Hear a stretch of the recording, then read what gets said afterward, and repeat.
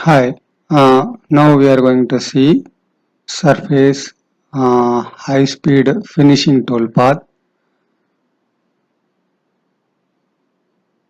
We have already seen roughing and rest machining. Now we will see surface finish toolpaths. Uh, uh, in surface finish high speed, the first toolpath is the waterline toolpath. This waterline toolpath, its waterline toolpath is similar to contour toolpath we have seen in the normal toolpath. Is almost the same. So in contour toolpath also the flat surface it will not machine, and similarly waterline toolpath also will not machine the flat surfaces. That's the reason high speed water toolpath is equivalent to the normal contour toolpath. So here also along with the waterline toolpath we will use raster toolpath. So if you use the waterline along with raster you can machine entire job. But when you are using contour toolpath, you will use the shallow toolpath to cover the flat areas. So here also for raster machining you can use the bull and mill, and for the contour machining you can use the waterline toolpath. You can use the tool ball and mill. Now just I do the selection of the surface. I will not keep any stock here, and okay, I will select the surfaces. I just select entire surface. This I don't want, this also I don't want, I remove it. Okay, I don't have any. If you want you can select the restricted surfaces here. Okay, so you can say avoidance area. If you want you can add it, otherwise not necessary. In old we are used to say it's a check surfaces. You can keep some value over there. 1 mm I kept. So I can say boundary. I will select my containment boundary. So the tool, I will restrict my tool work inside this boundary. So now I will take the tool. So 6 ball and mill I have taken. You can give the parameters. So now we can select the holder. So you can switch on the collision checking also here. Stock is only for remachining, so otherwise not useful. So cutting method, claim milling, conventional milling, on what type you want you can select. Optimize cut order I switched on. Here the step down. So I kept 0.25 as a step down. So here the two step downs are there. One is a straight step down, another is a profile step down. So if you give the vertical same step down in the curved profile, then here that length of cut will be modified in the profile. So that's the reason in the profile we will add some more cuts. So for that reason, so automatically it will take the maximum cut down, and minimum you can modify it whatever you want, so that it will add additional cuts on the profile area.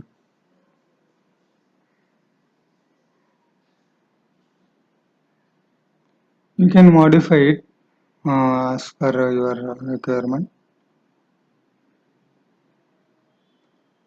So automatically it will calculate and add. This is the corner rounding. So when there is a sharp turn, automatically it moves in the radius move. The advantage is to safeguard your tool when there is a sharp turn. Step over percentage you can modify it. Percentage of tool diameter I kept 20%.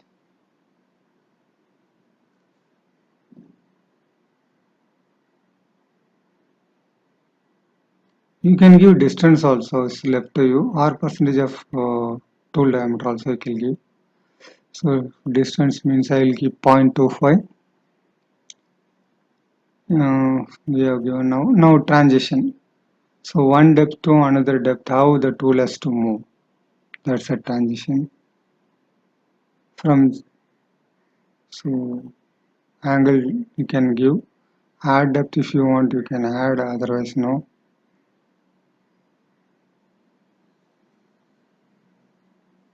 Now linking parameter, I will select the minimum retract and switch on the feed rates. I will just switch on the coolant. Okay. Now it is calculating.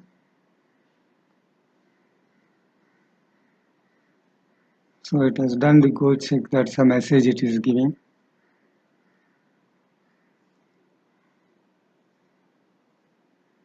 So it's done.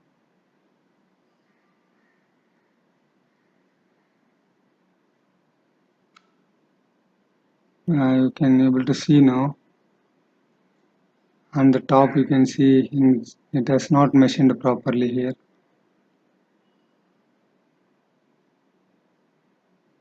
Here it's also flat, it has not gone for machining, you can see here.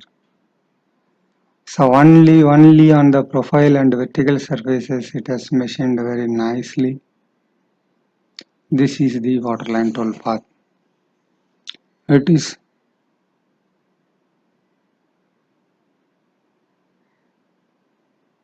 you can see that from the curvature to become a flat, and that step over percentages is totally varying here. You can able to see there. So this tool path is only for the profile machining, not suitable for the flat area.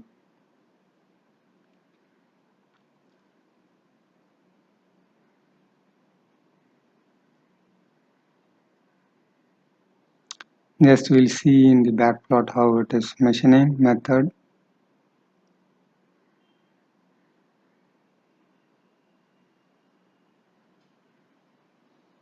So it's a red color and green color is it's the entry exit, smooth entry and smooth exit.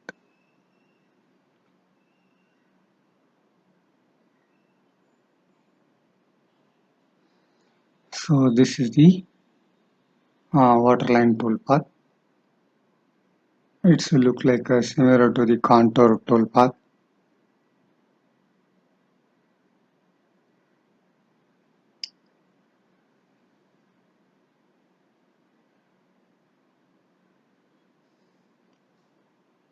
The parameters not much difference.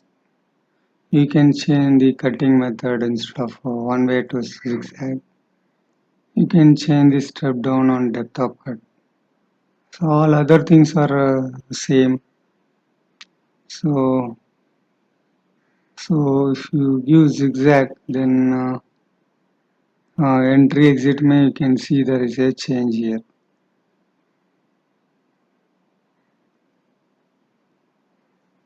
So one depth to another depth, how the transition is. You can see the transition between one depth to other depth. So this is what you are just modifying your transition. You can give ramp also here. Just regenerate and see that how the ramp is. You can able to see, this is the tramping.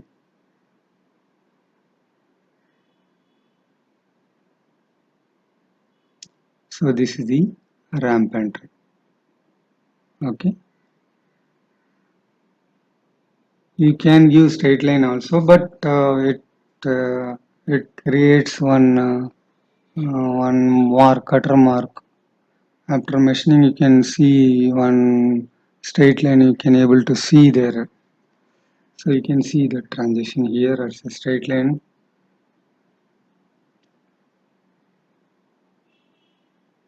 So you can see this is a straight line. So this is moving from one depth to another depth, how it has to transit. That's a three method of transition. This is all about the waterline toolpath. Waterline toolpath, surface finish contour toolpath. So almost same. So in contour toolpath, lead in lead out is in the XY plane only. But here Y set or X set or helical moves are added here. Transition is a smooth transition is possible. Okay, so lead in and lead out and the transition, these two are the differ from the normal toolpath. So okay, thank you.